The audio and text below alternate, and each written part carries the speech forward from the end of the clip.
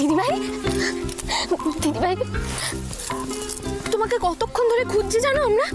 তুমি কাউকে কিছু না বলে এখানে কেন চলে এসেছো? হ্যাঁ,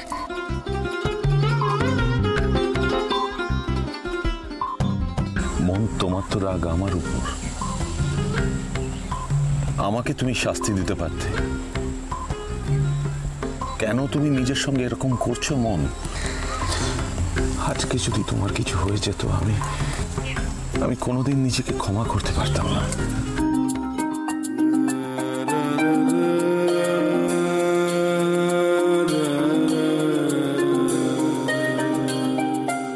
ওই তো পরমা।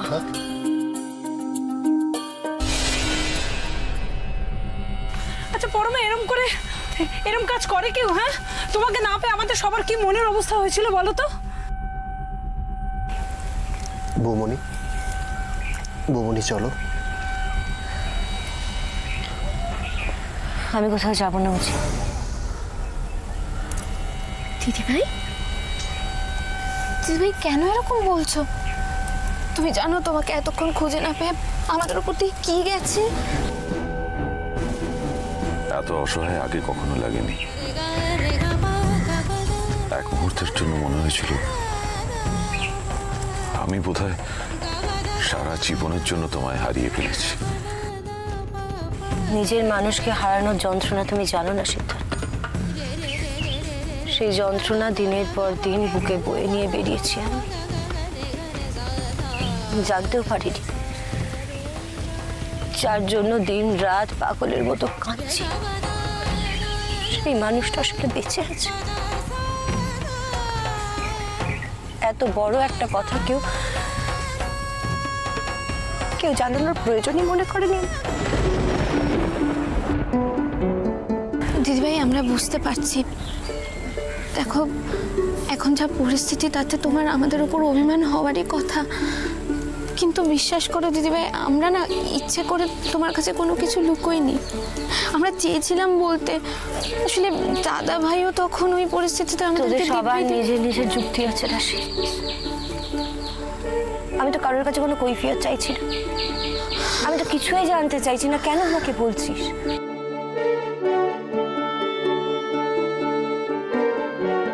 বৌমনি তুমি কৈফিয়ত না চাইলেও দেখো, আমাদের তোমাকে সত্যিটা বলা তো রেসপন্সিবিলিটি, তাই না? আমার আর কোনো সত্যি বোঝার নেই। আজ যে সত্যির সামনে এসে আমি দাঁড়িয়েছি, সেটাই কি করে ফেস করবো আমি জানি না। এরকম বললে তো হবে না দিদিভাই। তুমি আমাদের সবার ওপর অভিমান করে থাকবে আর আমরা চুপচাপ মেনে নেব? তো তোমাকে এভাবে কষ্ট পেতে দেখতে পারবো? আমার কারোর ওপর কোনো মানবিমান নেই রাশি। আমি তোদের রিকোয়েস্ট করছি, আমাকে একটু একা থাকতে দাও, আমার কিছু ভালো লাগছে না, প্লিজ। পরমা আমি বলছি, তোমার সিদ্ধার্থ কিন্তু ইচ্ছা করে কিছু করেনি। তোমার সুখের জন্য সে তার সব সুখ শান্তি ত্যাগ করেছে। তুমি শুধু নিজের কষ্টটা দেখছো। একবার ছেলেটার দিকে তাকিয়ে দেখো তো, ও কি ভালো আছে বলে তোমার মনে হয়? হ্যাঁ, আমি আমার সিটকে সারা জীবনে এরকম অবস্থায় কখনো দেখিনি। মাসিমণি এখন এসব কথা থাক না, আগে দিদিভাইকে নিয়ে আমরা বাড়ি ফিরি, তারপর। দিদিভাই তোমার খিদেও তো পেয়েছে। রাশি, আমি তো তোকে বললাম আমি কোথাও যাব না। বৌমনি আমার শোনো, এখানে এভাবে কতক্ষণ থাকবে বলে? এটা তো সম্ভব না। বাড়ি ফিরে চলো প্লিজ, আমাদের কথাটা একটু শোনো। পরমা, এভাবে পরিস্থিতি থেকে পালানো যায় না, তার মুখোমুখি হতে হয়।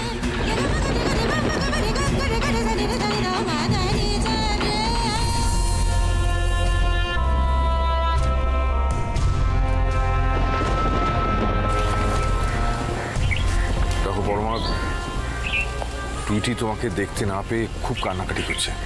হ্যাঁ, হয়তো এখনো না খেয়েও বসে আছে। তুমি তো জানো খুব ভালো করে যে ও তোমাকে ছাড়া এক মুহূর্ত থাকতে পারে না।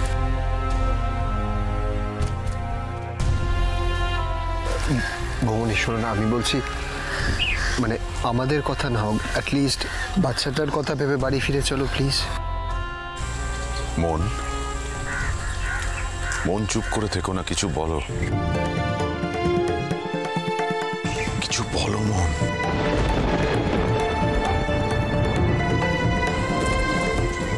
কিচ্ছু বলবে না? বেশ, এই অবস্থার জন্য তো আমি দায়ী। আমি ফিরে এসেছি বলেই তো এত কমপ্লিকেশন, এত কিছু। আমি চলে যাচ্ছি মা, সারা জীবনের মতন চলে যাচ্ছি। একটা অনুরোধ রাখবে, একবার আমার দিকে ফিরে তাকাবে প্লিজ।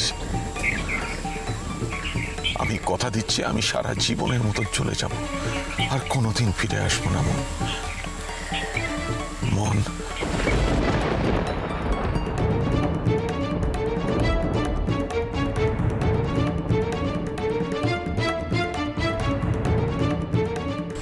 আমার এই শেষ অনুরোধটা রাখবে না? আমি চলে যাচ্ছি। দাদা ভাই, না রাশি, আজ আর কোনো কথা নয়। আমাকে তুমি আটকেও না। তুমি দেখবে আমি চলে গেলে সব ঠিক হয়ে যাবে, সবাই ভালো থাকবে। আমার চলে যাওয়াই সবাইকার জন্য মঙ্গল। দাদা ভাই, দিদি ভাই, দাদা ভাই কিন্তু চলে যাচ্ছে, আর কোনোদিনও ফিরবে না বলছে। দাদা ভাই, তুমি আটকাবে না? দিদি ভাই, দিদি ভাই প্লিজ চুপ করে থেকো না। দিদি ভাই, দাদা ভাই, দাদা ভাই। সিদ্ধার্থ, কি হয়েছে সিদ্ধার্থ?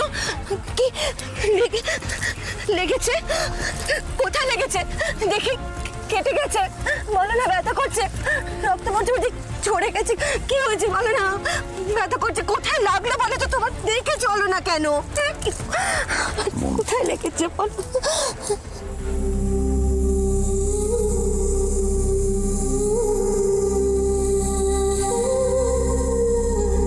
আমি জানতাম দিদি ভাই এতদিন পর দাদা ভাইকে ফিরে পেয়ে কিছুতেই তোমার থেকে দূরে যেতে দেবে না, কিছুতেই না। আমি আর তোমার কোনো ক্ষতি হতে দেবে না, সেটা কোনো ক্ষতি হতে দেবো না আমি তোমার। আমি জানি, আমি বুঝি তোমার ভালোবাসা আমায় সব সময় ঘিরে রেখেছে, আমার কোনো ক্ষতি হতে পারে না। তাই তো আমি ফিরে আসতে পেরেছি। দেখো দেখো, আমি ঠিক আছি, আমার কিচ্ছু হয়নি। তুমি আমার সঙ্গে থাকলে আমার কিছু হতেই পারে না।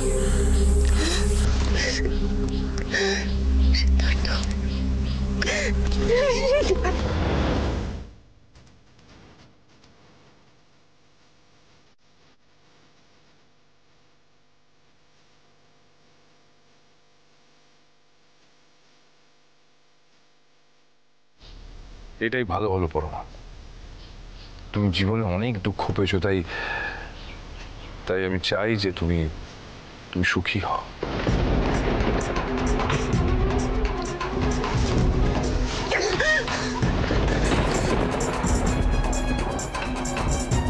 কি ভেবেছো তোমরা আমাকে? তোমাদের খেলার পুতুল?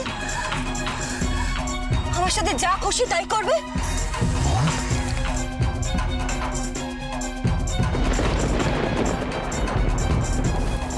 এসব কি বলছো তুমি? তুই ওদের বলে দে রাশি, আমি ওদের কারোর প্রপার্টি নই। যখন ইচ্ছে আমাকে নিজের কাছে রাখবে, যখন ইচ্ছে অন্যকে দিয়ে দেবে। ওদের বলে দে, ওদের কারো কোনো অধিকার নেই আমার ওপর। আমি ওদের সম্পত্তি নই, কারোর সম্পত্তি নই। দেখো পরমা, তোমার জীবনের সিদ্ধান্ত তুমিই নেবে, তবে আমরা তোমাকে সঠিক সিদ্ধান্ত নিতে একটু হেল্প করছি। আমার তোমাদের কাউকে প্রয়োজন নেই, না তোমাকে না সিদ্ধার্থকে। দেখো পরমা, তুমি ভুল করছো, নিজেকে ভুল বোঝাচ্ছ তুমি। দেখো দেখো, যখন সমস্ত সুখ সমস্ত আনন্দ তোমার দরজায় দাঁড়িয়েছে, তুমি কেন তাকে দূরে সরিয়ে দিচ্ছ? পরমা, আমি তোমার চোখে যে ভালোবাসা দেখেছি সেটা তো সিদ্ধার্থর জন্য, সেটা তো তুমি অস্বীকার করতে পারো না। কেন মিথ্যে বলছো দিদি ভাই? আমরা সবাই জানি তুমি দাদা ভাইকে কতটা ভালোবাসো। তোমার অস্থিরতাই বলে দিচ্ছে দিদি ভাই তুমি দাদা ভাইকে কতটা ভালোবাসো।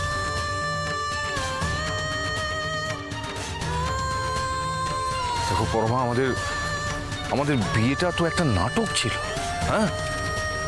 আর আর সেই মিথ্যে বিয়ের বন্ধন থেকে আজ আমি তোমাকে মুক্তি দিলাম।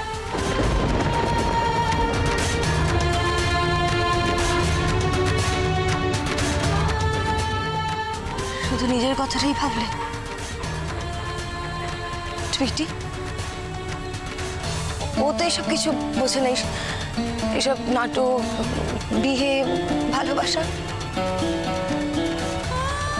ও এসব কিচ্ছু জানে না। ও ও শুধু ওর মাকে ছেড়ে দিবে।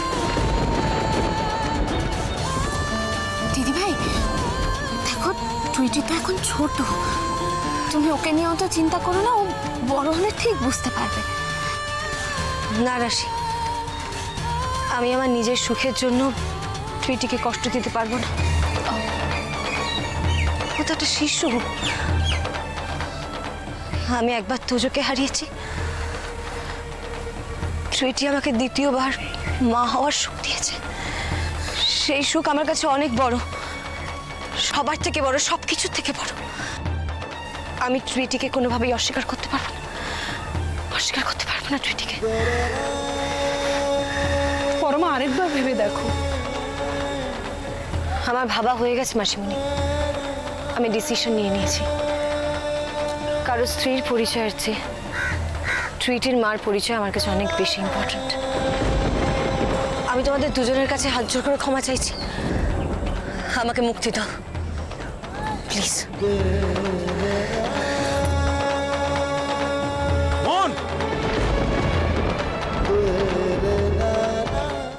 ওয়ার্কলেস, এতগুলো টাকা দিয়ে পুষছি, কেউ কোনো কাজে না। একটা সামান্য কাজ করতে এত সময় লাগে? আমি চেষ্টা করছি ম্যাডাম। চেষ্টা বলে কোনো ওয়ার্ড আমার ডিকশনারিতে নেই। I want result, just result. হয়ে যাবে ম্যাডাম, জাস্ট একটা সুযোগ দরকার। সুযোগ তোমায় কেউ থালায় করে সাজিয়ে দেবে না, সুযোগটাকে তৈরি করতে হবে। নেক্সট ফোনে যেন আমি জানতে পারি কাজটা হয়ে গেছে। দেরি আমার পছন্দ নয়। কিসের দেরি?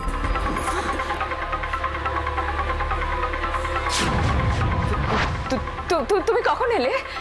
এটা তো আমার প্রশ্নের উত্তর নয়, আমি জিজ্ঞেস করছি কিসের দেরি। রে, বুড়োটা কি সব শুনে ফেললো নাকি? অ্যাকচুয়ালি ওদের তাড়াতাড়ি আসতে বলছিলাম আর কি। সকাল থেকে সব বেরিয়ে গেছে, চান খাওয়া কিছু হয়নি, এত টেনশন, তাই আসতে বলছিলাম তাড়াতাড়ি। ওদের? ওরা কারা? এই মা, ইস, দেখেছো তো, এত টেনশন তোমাকে বলতেই ভুলে গেছি। পরমাকে তো পাওয়া গেছে, সেই জন্য তো ওদের বলছিলাম দেরি না করে তাড়াতাড়ি পরমাকে নিয়ে চলে আসতে। খাওয়া দাওয়া করেনি। আমি তাই ভাবছিলাম বাড়িতে এসে কোনো খবর পাবো হয়তো, নিশ্চিন্ত হয়ে গেল।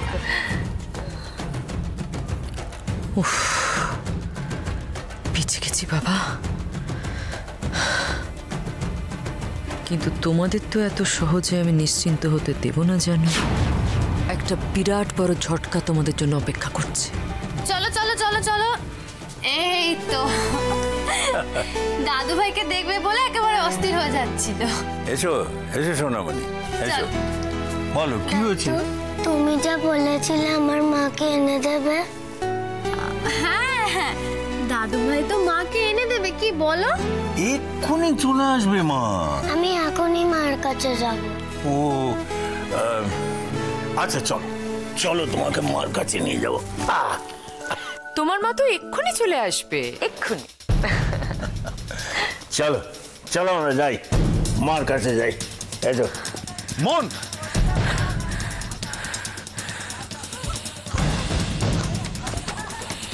কেন বারবার ওই এক নামে ডাকছো না? আমার অসহ্য লাগছে। একটা সময় ছিল যখন বারবার এই নামটাই তুমি আমার মুখে শুনতে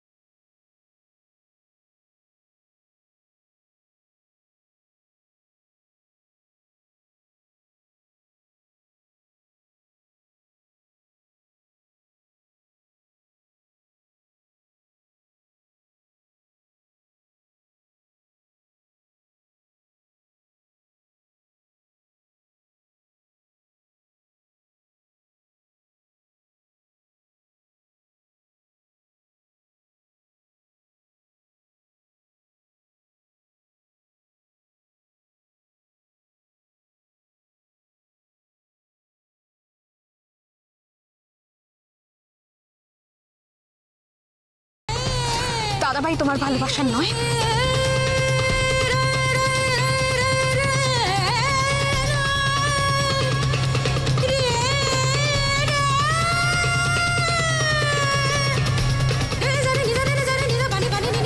বৌমনি লাইফ সবাইকে সেকেন্ড অপরচুনিটি দেয় না, তোমাকে সেটা দিয়েছে। প্লিজ প্লিজ ওয়েস্ট করো না, প্লিজ।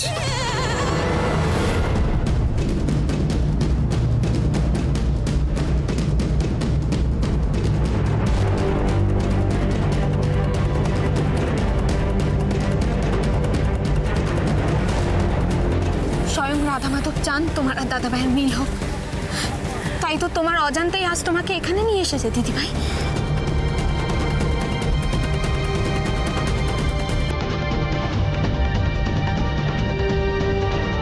এসো আমার সঙ্গে, এসো।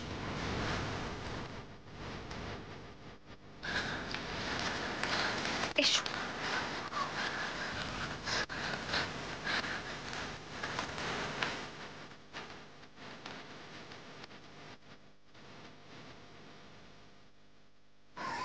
ওগুলো চিনতে পারছো দিদিভাই?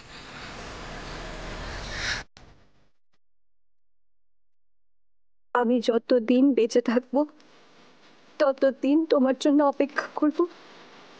ফিরে এসো সিদ্ধার্থ, প্লিজ।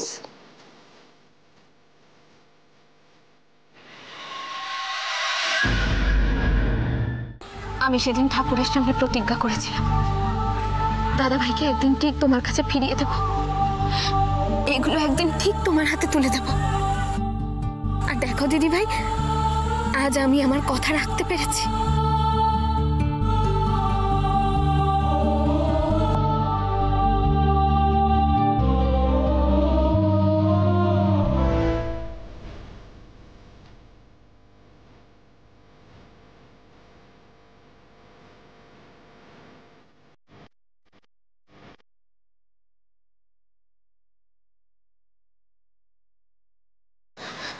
চলো দিদিভাই, এসো।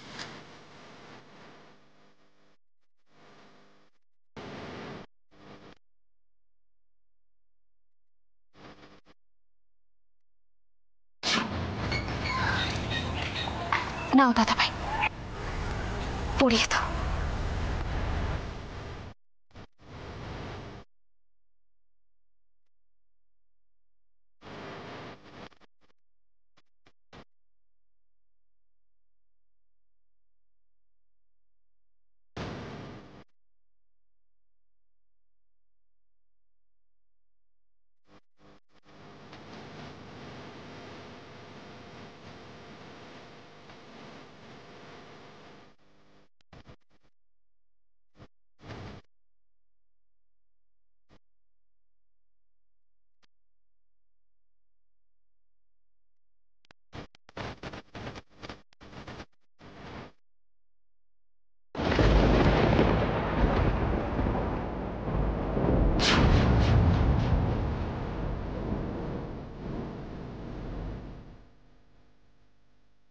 মা,